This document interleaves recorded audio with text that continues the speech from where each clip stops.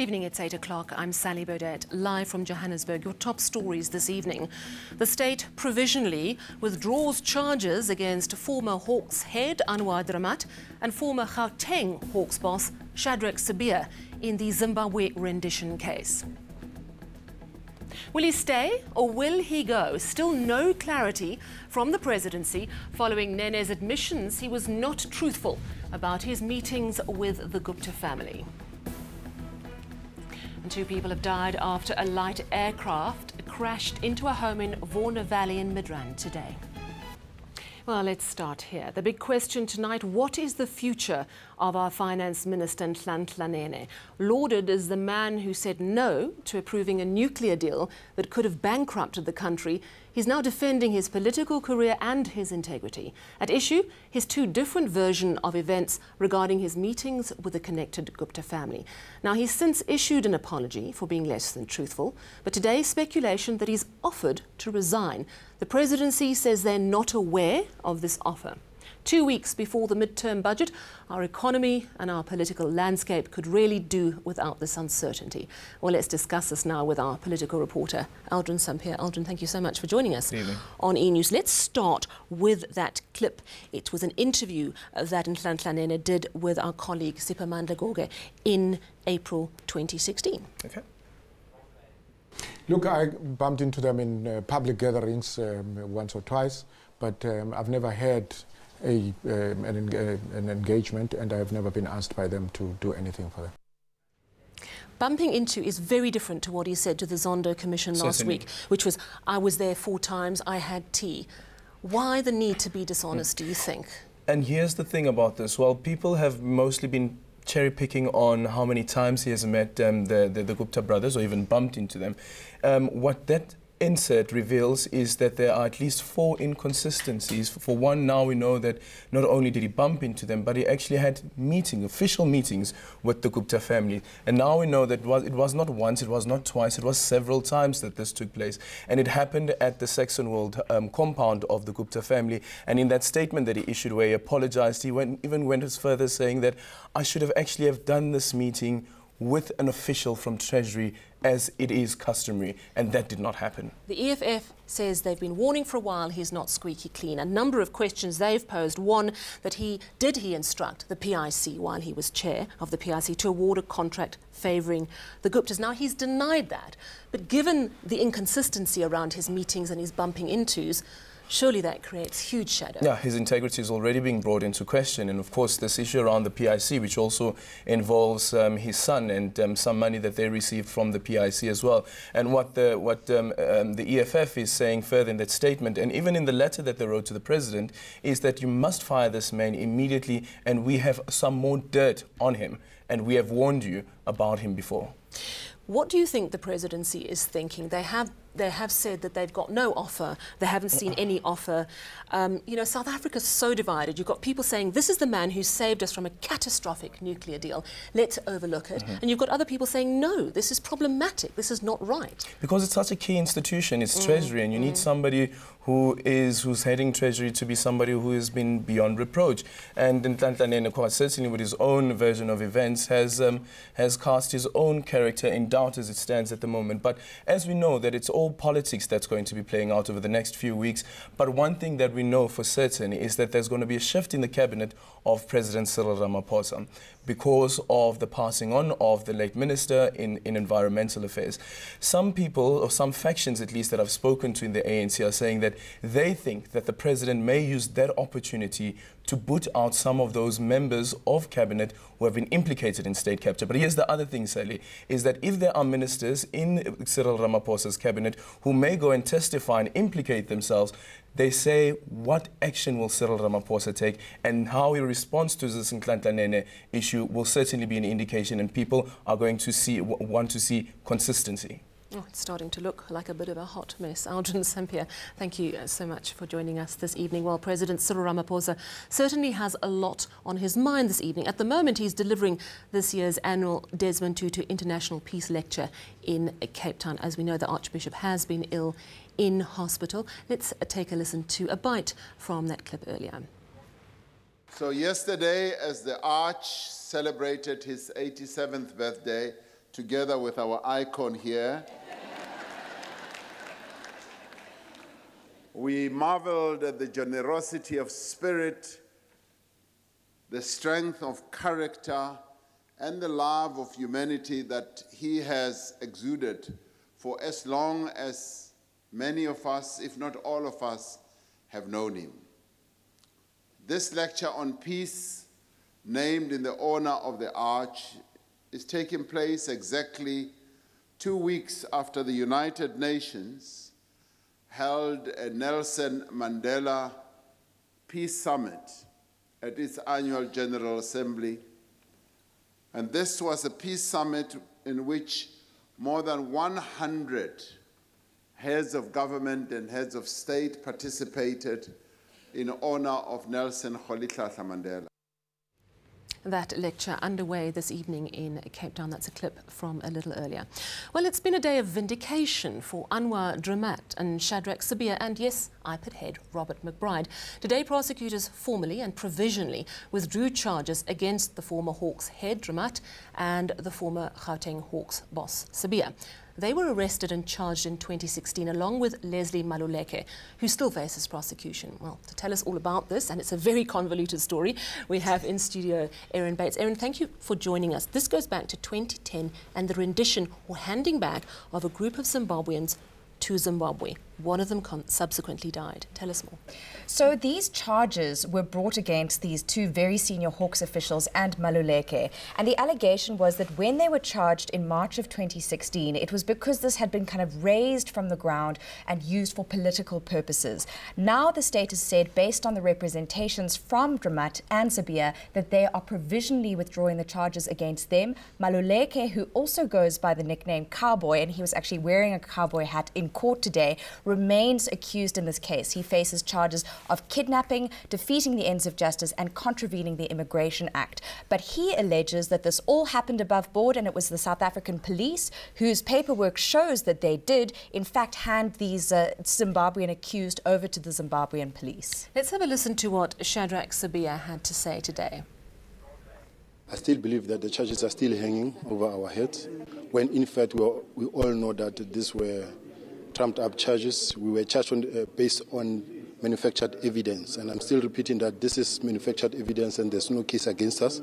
So I'm disappointed that actually the matter was not really thrown out as in the form of permanent stay of prosecution. He looks very angry. He is, Sally, and you asked before, you know, is this a vindication for them? In a way, the cloud cover over them has thinned, but it hasn't lifted, because it's not an acquittal here. Sibiya and Dramat could still be reinstated in terms of the charges. Let's have a listen to what Robert McBride, who's the head of IPID, had to say today. Not sure what recommendations they will make, but it would be necessary to review all state institutions that were attacked, were hollowed out and replaced by pliable officials and bureaucrats. That needs to be looked at. People who were inappropriately and irregularly appointed need to go. It's very simple. It's crunch time for our country. We need renewal. We need a new dawn. We can't still move forward with the people who were appointed to carry out nefarious activity to be still in the system. They need to go. Certainly feels, from what Robert McBride says, that things are reaching a critical mass. There has been some move forward to remove the shadow over Sibiya and Dramat. Where do you think it's going next? So we need to wait until the 12th of November when this case is back before the courts and Maluleke will again face those charges. And we may well find that the evidence in this case reveals some of what was going on. And to really kind of simplify things, Sally, in terms of the broader picture here and why we've heard from McBride, it's because he himself was suspended as IPID head because his department had produced a report saying the state should never have charged Dramat and Sibiya. And now IPID is saying, well, we too are vindicated because now the state has withdrawn the charges against those two very people. So we're going to have to wait for the 12th of November to see what happens with Maluleke. But this whole matter has been alleged to have been cooked up by authorities, the police minister at the time, as well as the subsequent head of the Hawks, to basically corner people and finger Dramat specifically because at the time time, he was looking at the dockets of politically connected people, which politically connected people were most significantly the president at the time and the matter of Nkandla. So Dramat and his co-accused say this is all a political cook-up to try and get us into trouble for trying to do the right thing. It looks like slowly the dots are being joined. Thank you very much, Erin Bates. Well, other news now on a pilot and a gardener died today when a light aircraft crashed into a house in Midrand. The pilot of the plane and a man working in the garden where it crashed both died. Our reporter Detiro Selepa was on the scene shortly after the fatal accident. The light aircraft crashed into the backyard of a home in the suburb of Midrand. Police and emergency services responded and found 2 fatalities. This plane was with one pilot who happened to be female. In the yard where the plane crashed, there was a man who was waking. He was hit by the plane. Both the man who was waking as well as the pilot died at the scene. Eyewitnesses described what they saw. I just saw this plane descending, and I was under shock, and I just started screaming hysterically because I knew for a fact it was going to hit one of the houses. I saw a plane go in front of me about 3 meters away from my vehicle. It went all the way up about 6 stories high, and it turned around and just went straight and landed on its nose. I jumped out of my car, shouted at the gate. The lady opened for me. I ran inside to see if I could help somebody. I found a lady inside the plane. And the gardener that was in the garden, busy working, also got hurt. The police have opened an inquest docket, and the Civil Aviation Authority is also set to investigate the crash. Detiro Selepa, Midrand. Still ahead on eNews, we'll take a look around the world. Another massive earthquake, this time in Haiti, claims the lives of at least 14. And Indonesian authorities expect the death toll after their massive earthquake to reach 5,000. And of course, business news with Mateo. Well, an unavoidable issue. The rand weakened more than 1% against the dollar today as the finance minister's future hangs in the balance. We'll have that after this break.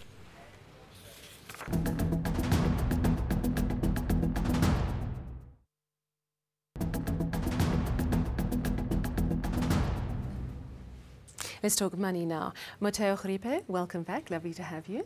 Tell us about the banking summit that took place today.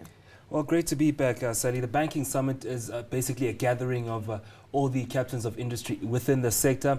And really this time they're looking at the weakening of state institutions and how corruption has hit the sector as well. And, you know, they're not really mincing their words in how government has aided the state capture and also how the private sector itself has done that. We've seen in that currency corruption that happened last year as well, flagged by the Competition Commission. But interestingly, there was a mention about Nhlanhla Nene, and, you know, there was an opinion from the chairman of the Banking Association and the Nedbank of CEO Mike Brown, and he weighs in on the matter. Well, certainly I can give you a personal view. I don't think there is a formal BSA view on that right now. But, you know, I think right now what you've got is information emerging. I think what's really important is what happened in those meetings. We still don't yet know. Did anything come out of those meetings that in itself was corruption? I don't think it is problematic in its own right just having met the Guptas. But what happened in those meetings will be absolutely vital. And certainly what South Africa doesn't need is to go through a process where effectively all the good guys resign as a result of meetings that they had, and the bad guys are left sitting on the sidelines without any consequences. I'm not sure it's as simple as the good and the bad guys anymore, but that uncertainty is not good, particularly 2 weeks before the midterm, the budget policy. Yeah. How's the rand done today, and is it being affected by this uncertainty? Well, you're definitely right, Sally. There's a lot of onlookers, and some of those are, of course, traders in the market. In terms of the currency, we saw it go down by more than 1% earlier this morning, actually touching around 14 Rand 99, about a 6-month low for the rand as well. So we're seeing that coming in, and there's a lot of onlookers in terms of who's going to take on that role. Could it be Mondli Kungubele, who is the deputy currently, or will it be a new campaigner? Absolutely. Let's go quickly through the indicators. Let's have a quick whip through. Well, a quick look rather at the markets today. There was a lot of weakening trade in global trade, and that affected the local market. The all share down by 0.35%. Industrials also in that bloodbath, while financials were affected, of course, by that weaker rand. And in mining shares, well, they were down by more than 1%, and platinum as well, down more than 1.5%, while resources was down close to 1%. Well, in terms of commodities, it's that Brent crude price that is the main focus there, down $83 per barrel there, while gold is at $1,186 an ounce, while platinum was also down at 0.33%. The rand, of course, weakening, and it's that conversation around who will become South Africa's next finance minister. Should Nhlanhla be stepping down? It's at 14 rand 84 against the dollar, at 17 rand 4 cents against the euro, and also quite weak against the pound at 19 rand 39 cents. Quite a blue Monday. Thank you very much, Mateo Kharipe. Let's take a look at international news now. A magnitude 5.9 earthquake has struck the Haitian capital Port-au-Prince. At least 14 people have died. The island of Haiti is prone to earthquakes as it sits along a major fault line, the so-called Ring of Fire belt along the Pacific Ocean's basin. And the death toll after the Indonesian earthquake and tsunami could reach 5,000. Over 5,000. 1,900 bodies have been recovered so far, but authorities believe thousands more may be buried in mud after the soil liquefied during the quake. After the break, we're going to go to Joel at our weather centre for your live weather report. Hello, Joel. And then SpaceX lands a booster back at its California launch site for the first time. This means the rocket can be used again.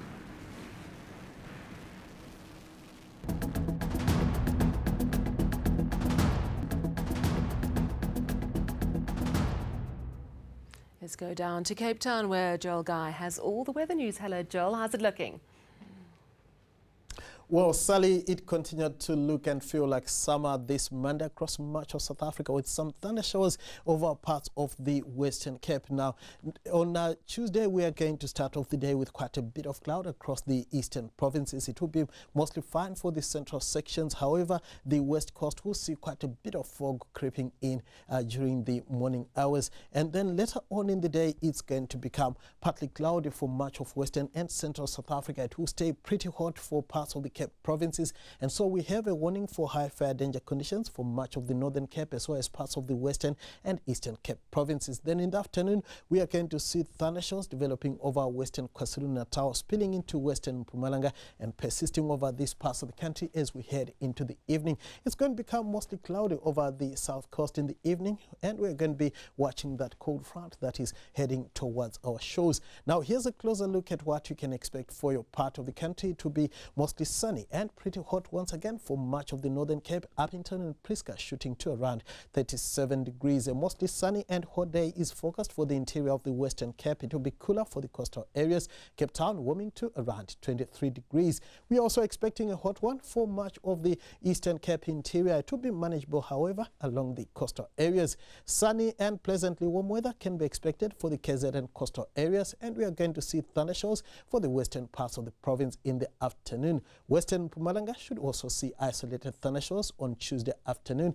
It's going to be partly cloudy and warm to hot for much of the Limpopo province. Similar weather is forecast across the bulk of the northwest. In the Free State, we are also going to see patches of cloud overhead, thunderstorms for the eastern areas. Gauteng should be partly cloudy, dry and hot with highs in the upper 20s and lower 30s. Now, just quickly looking ahead to your Wednesday, we are going to see thunderstorms in Gauteng. It's going to be mostly cloudy along the south coast. The rest of the country will be mostly sunny and warm to hot. That's all from me for now, Sadie. Back to you. Thank you very much, Joel Guy in Cape Town. And finally, the SpaceX mission has marked its 62nd flight of the Falcon 9 in style. Now, the rocket carried an Earth observation satellite into space and for the very first time landed a first stage booster back at its California launch site. Now, this, of course, means it can be used again.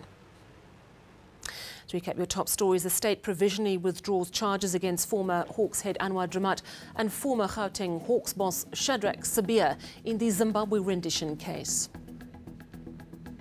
2 people have died after a light aircraft crashed into a home in Warner Valley, Midrand today. And that's your news this Monday night. Take care.